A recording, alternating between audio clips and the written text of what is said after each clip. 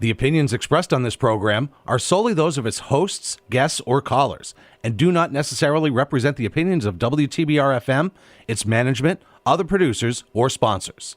Good morning, Berkshire County. Welcome into, I believe this show is called Bird's Eye View. I'm in this chair for the first time. I'm Mike Walsh. Jesse Kolodkin is with us over Zoom today from the lovely city of Nashua, New Hampshire, I believe.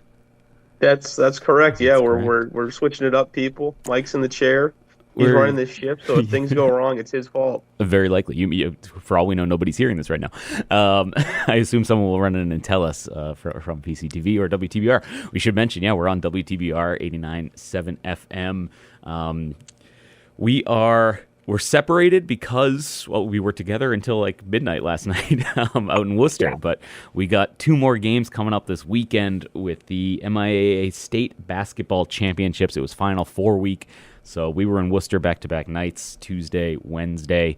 Howard was out so we had the Pittsfield girls were out there in Worcester Monday night, and then we had two more games in West Springfield on Tuesday, and another game last night in Palmer. So it was a hectic week of Berkshire County basketball. Doesn't Monday feel like 9 years ago? A little bit.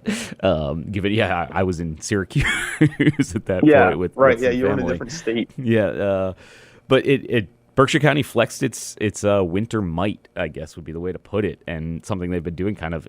It came as a shock. I wrote this. I was thinking about this early in the week, but we came out of the fall with 0 Final Four teams in boys soccer, girls soccer, volleyball, football. We had almost nothing in terms of postseason, statewide postseason success in the fall. We obviously had some Western Mass champions, and Everett Pacheco held it down, but to come in here with 7 Final Four teams, 7 quarterfinal teams, 6 Final Four teams. So we went 6-1 in the quarterfinals.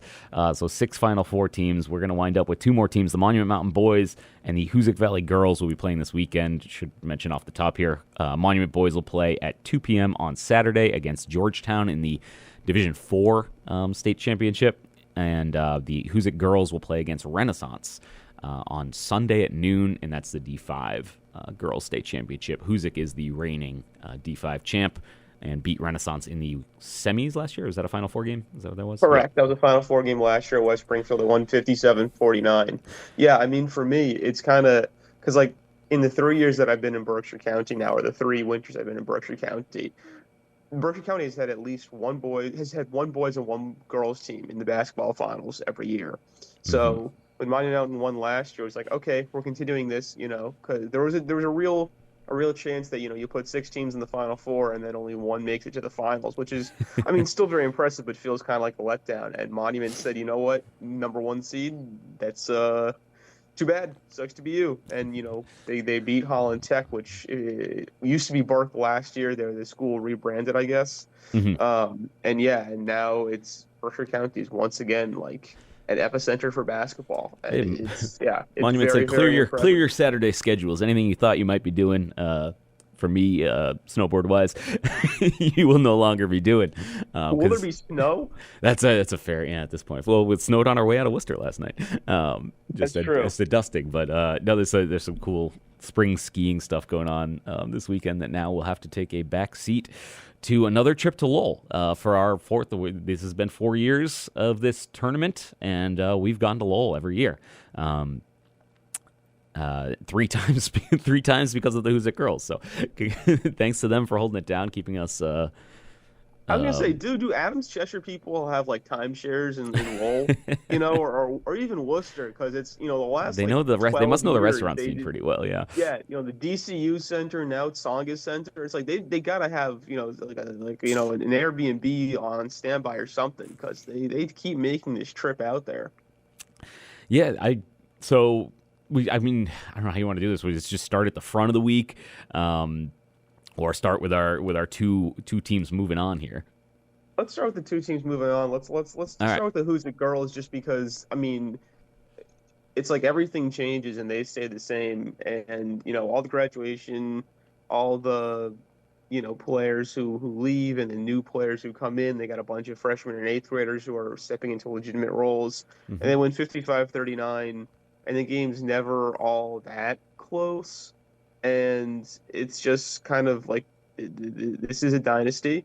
And I Mm-hmm. said this last night. This game kind of feels correct because we've long assumed that Renaissance was going to be at least the most talented team in D5 in the state, and now they were my pick to win the state title. And this game makes a lot of sense because Hoosick Valley has been the dynasty, and Renaissance seems like the team that's trying to break out and become the new superpower. So, Mm-hmm. they have to beat the old guard. You have to you want to you want to be the best. You have to beat the best, and that's what's going to happen. We're going to see if Renaissance can do it. We're going to see if Huzik can hold on to its crown. They have Ashland Leger and Emma Meswar, who are kind of the last holdovers from this 4-year era of just sheer dominance. 4 straight Final Fours, 3 trips to Lowell, including a state championship last year. And so we're going to see if they can go out back-to-back winners. I mean, Huzik technically has back-to-back state championships because they won against St. Mary's of Lynn And in the old in system, and then the 19, next yeah. year COVID hit, so they got a share of Mm-hmm. the crown. But even still, it's like this would be legitimate back-to-back state titles. Yeah, and this is the first kind of, I mean, I hate to say this, there's just kind of more eyes on it, given the layout, how the layout changed 4 years ago. We were talking to I don't know what Rick Triley is within the MIA last night, but he was hanging out with us at Worcester State late, and he kind of Huzik, and I compared it in the back. Oh boy. Whenever they were at the DCU Center for one of those years, for one of those state semis or something, and I remember just looking up at the jumbotron, and the word Huzik was misspelled. They'd done it with, I believe, a K. Oh my God! And I remember just looking at it, I was like, that's a lazy, kind of insulting, blah blah blah. And I called back to it this week where I'm like, I don't think it's ever going to happen again. Huzik has become too well known on a statewide landscape that they are making darn sure that people know how to spell Hoosick Valley because they're there every year. They're in this kind of Final Four. They're in the state final now, back-to-back years, 3 times. This is their 3rd time in Lowell in 4 years, and yeah, I think this is the game. This is the game we wanted. This is the game predicted, kind of. We would have liked to have seen any of the other Berkshire County D5. Berkshire County had, 4 of the top 9 seeds in D5, so there was some shots there that we had. It could have, the Berkshire state final. But, yeah, there's not a lot more to say. Just I'm excited to see what this looks like. I did not see that Final Four game last year. I think I was at maybe that was the same night as Pittsfield or something, Pittsfield boys. But it's exciting. It's exciting, yeah. And we almost had Hoosick Valley Lee. Lee lost to Renaissance last night, and that's why it's not Lee Hoosick, which also would have been an insane game. Lee lost 54-41 to Renaissance. They played at Palmer, which is a weird location. Like it's inconvenient for both schools.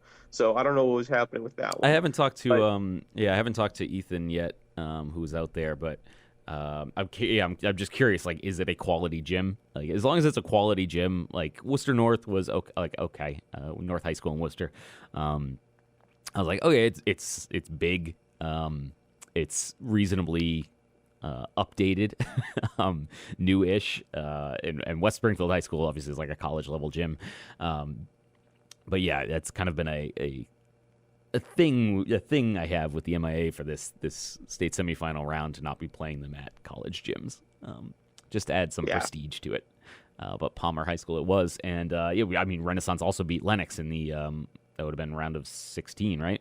No, quarterfinals. Round of 8, so quarterfinals. That was that was to get to the Final Four game. So we had a couple shots there to get Hoosick v. Drury, Hoosick v. Lennox, Hoosick v. Lee. All 3 of those other teams unfortunately fall 2 to Renaissance, and then Drury obviously lost to Lee. But Hoosick remains.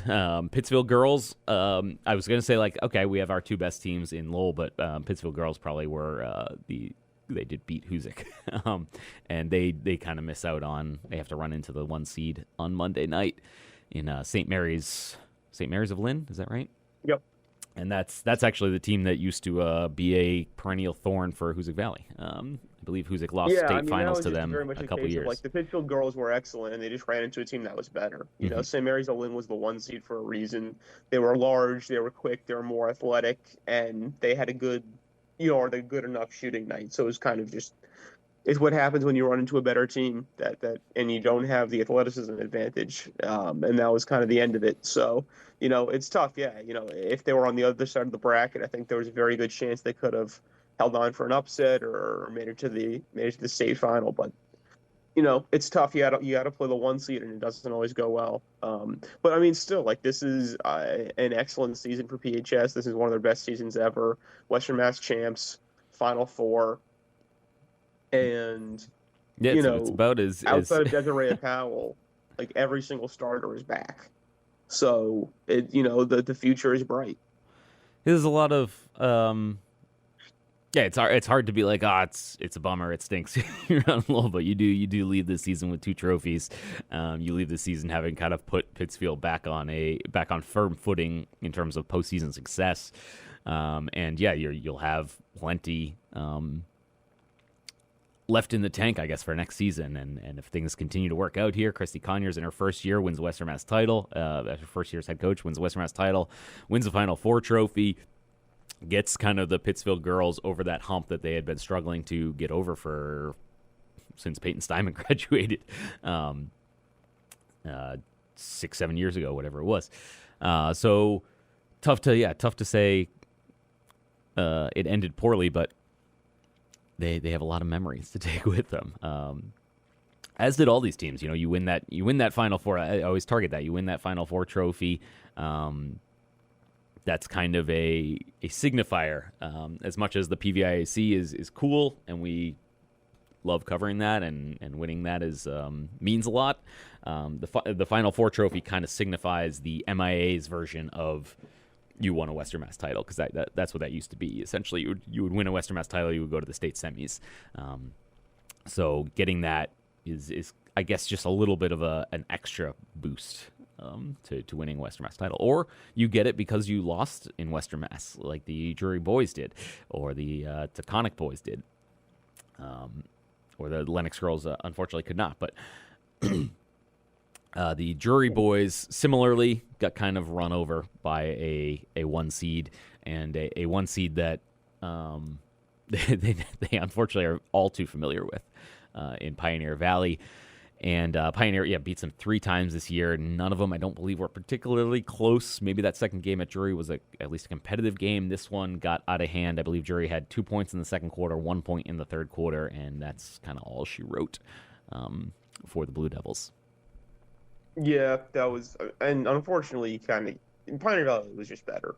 They look like the best team in the state this year in D5. It was kind of that simple, and Drury still has a lot of growing to do. And yeah, it just wasn't all that complicated.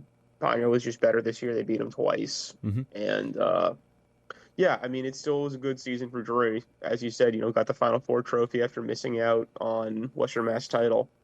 And we'll see what they can do next year. They let Jorge Bond's back, and that's huge. They'll have Connor Hinkle back. They'll have Sam Bullitt back. They'll have some guys back. So they'll still be good.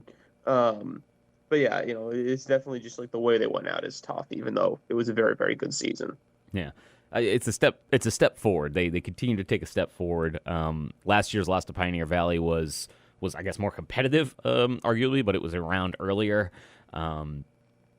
And they lost in the Western Mass semis last year, right? I believe. So this all kind of, everything was a step forward for what. Drury lost in the quarters to Pioneer last year. Quarters left. No, sorry, Western Mass. I know that. Oh, yeah. yes, they lost in the Western Mass semis. Yeah, so they kind of take steps forward. They reach a Western Mass title. They kind of unfortunately let one slip away, but they bounce back at that Final Four trophy. So it steps in the positive direction for what will, I guess, become as this kind of Jorge Bond era that's going to kind of last another 2 years here, as he's very young and very, very good. I think I know we started off the top saying we were going to talk our winners first, but then I jumped back, to Monday. But that kind of puts a bow on Tuesday in West Springfield. Sorry, we still have Taconic boys for Tuesday. Yeah, Taconic boys, that was a game that, and I'll repeat this, like, that was a game Taconic absolutely could have won, and they lost it as much as Norwell beat them. Norwell deserved to win, 100%. They were a legitimately good team. They were undefeated for a reason. The last time Norwell lost was because Taconic beat them. That was in the last year's quarterfinal round, and that was at Taconic. And so, Norwell wanted this game. The coach even admitted, like, yeah, this was a game we wanted. We were getting ready for. We weren't going to lose, and It was a little personal. It was a little personal. Yeah, they were not personal. happy leaving that gym last year. I covered that one in the it was an quarterfinals. overtime loss. Yeah, it was an overtime loss. There was a lot of they were very upset about a lot of things, officiating.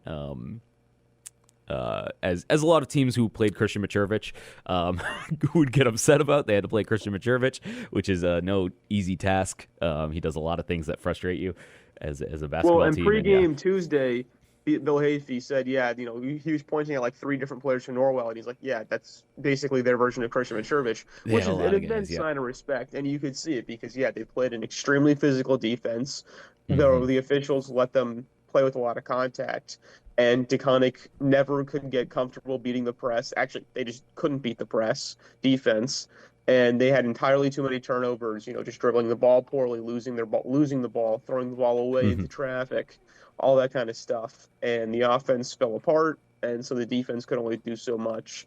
And, it was kind of tough to see because, like I said, they could have won this game, and they didn't, and a lot of the wounds were self-inflicted. All right. I'm going to click a button over here and see what happens if we take a quick commercial break, I guess. Pittsfield Community Radio, 89.7 WTBR-FM Pittsfield, 88.1 WSBR Lee. Okay, I guess we're right back at it.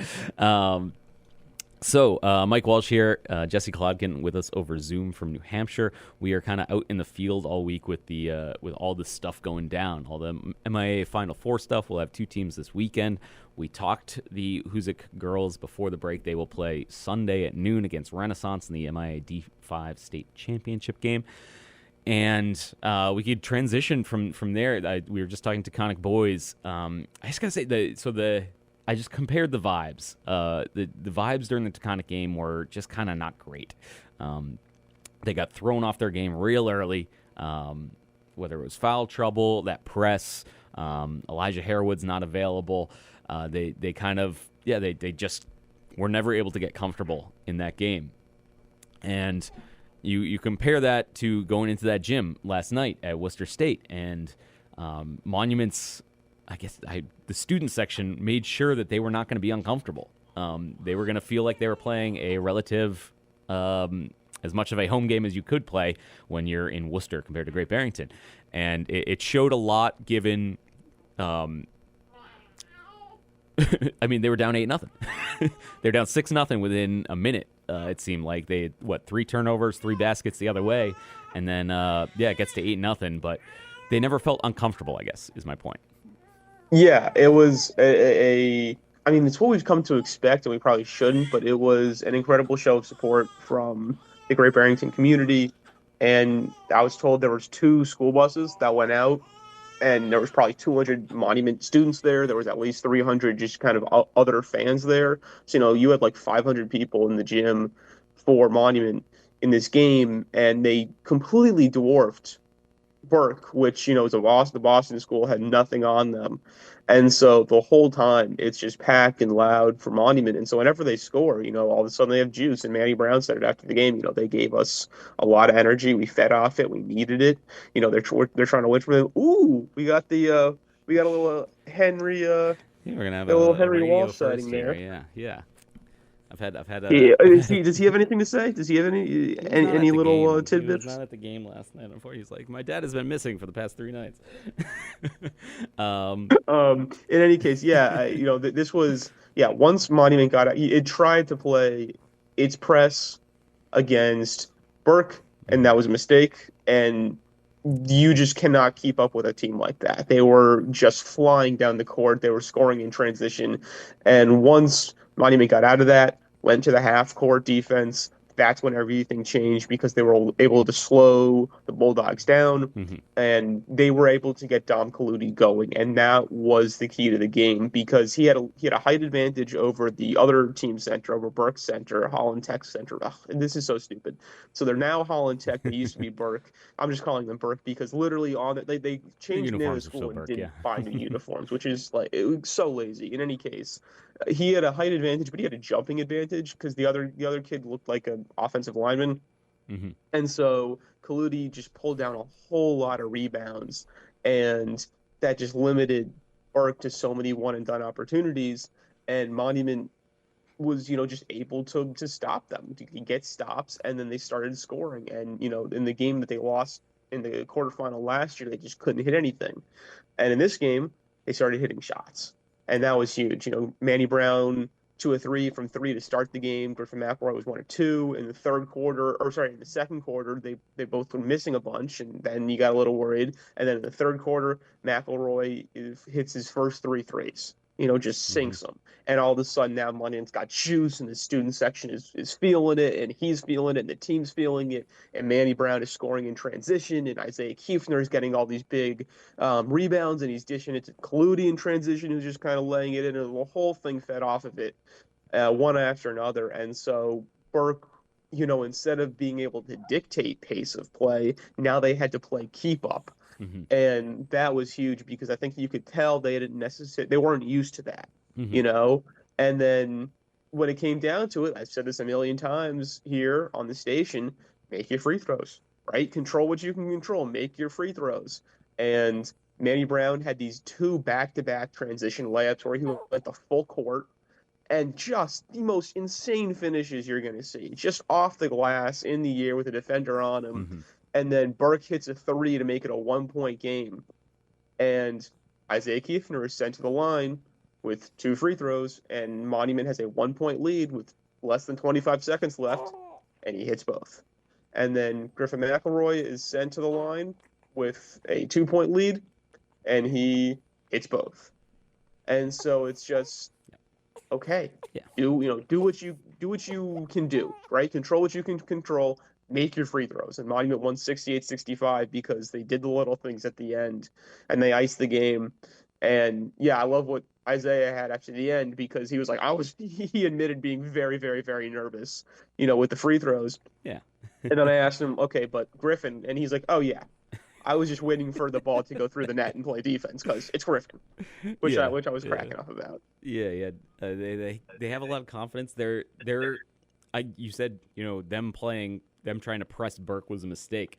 You could argue that ditto going the other way, where Burke kind of came out in a full court press, and it did shake Monument up for a second or two, a possession or 2 or 3. But Monument just has so many guys, and they have so many different, so they can play different ways. I don't know if Burke really. They had a couple stretches where they hit a couple mid-range jumpers, settled down a little bit, hit a couple threes, but for the most part, they were a little more one-dimensional, I think, than Monument wound up being. Almost solely because Kaludi was so good at filling lanes. Like Monument did a very good job of defending the 3-point line, and Burke did get some big threes in the second half to kind of keep it, a one-possession game. But if they were, flinging, Monument basically traded 3s for 2s. They got more 3s than Burke did, and so it was like they were able to just stay a little further ahead. And Burke's offense never was, multi-dimensional. Yeah, and I think the getting Kaludi going so quickly, so early, that his confidence. By the way, he had was 18 points. Yeah, he had 18 but he had, points. 10 in the first Griffin had 18 quarter. points. Yeah. Manny Brown had 21. Kaludi had a double-double. He had 18 points and 15 rebounds. And 3 blocks. Played he was almost the whole game. So 0 foul trouble for him. I just think they got his confidence going early, and he was so sure-handed when they were doing these little dump-offs that I don't know that he missed any layups. Which was just huge. It was a calming kind of thing. Even they would get down 3, but they would go down, hit a layup. So they're only down 1. They never lost attachment, from wherever Burke was in the lead. And then it came down to just your best player made some very, very, very good plays. And Manny Brown had like that first layup was just a Burke player had fully set up to take a charge, and you kind of saw it coming. And you're like, okay, so how's Manny going to get around him? Went over him. He went kind of up, over, and kind of around it. Yeah, he just got so high, and he is so strong with the ball, like one-handed with the ball, that he was able to almost completely avoid the kid, and kind of took it, I guess, in my opinion, took it out of the ref's hands, where you're looking at that coming, like, all right, what's the ref going to call? It's going to be one or the other. Manny's going to the line, or it's a charge, and we're going the other way, and it was neither. Manny just kind of got around him, got the ball off the glass and in, and it was just kind of shocking to watch. And then right again next time down, he just kind of lost a guy in transition, where he kind of shook him, and the guy went into the stands. I also want to add in here, because we're talking about them. So Ashlyn Leger for Hoosick Valley, she scored her 1,000th point this year. Mm-hmm. She's now at 1,209 for the season. That moves her to 34th on the all-time list. She passes Mount Greylock's Karen Rice. Mm-hmm. So she's at 1,209. Megan Vaughn of Wacona is at 1,214. So she could very easily pass her in the state final. Sarah Petropoulos of Drury is at 1,230. So with a good game, 21 points, she could probably move up into 32nd position on the all-time girls list in Berkshire County. As for Manny Brown, he's at 1,231, and he is only 9 points away from passing Wacona's Pat McLaughlin, who graduated last year. He's 25 points from passing Michael Ulrich from Mount Everett, who also graduated last year, and he's averaged about 25 points per game this year, so very much within reach. Mm-hmm. And he could even move into the 26th position, because he needs 28 points to pass Kevin Cuban and Marty Johns of Wacona and Lennox, respectively, which also seems very, very possible. So I don't think he'll pass Paul Brindle of Taconic, who's at 1,300. So mm-hmm. I don't think he's going to score 70 points in the state final. That would be something else. But, it's very possible that he gets into the top 26 because he has had a fantastic March. Yeah. Where basically since the playoffs have started, he's kind of taken his scoring to the next level, which is what you need and what you expect from, maybe from your best player. But yeah, he's been averaging 26 points since Western Mass started. Yeah, it's been so taking all the way back to season previews, they were kind of the team that I was like, all right, I'm going to do a little something extra with them. They have these kind of three senior guards, wound up being obviously four with Christian Blanchard, but those Griffin McElroy, Manny Brown, Isaiah Kiefner, I wanted to kind of talk to them about sticking around, playing at Monument throughout, and coming off of what were some brutal losses to end last year. They lose the Western Mass Final, they lose in the quarterfinals, so they don't get really anything out of a season that started 20-0.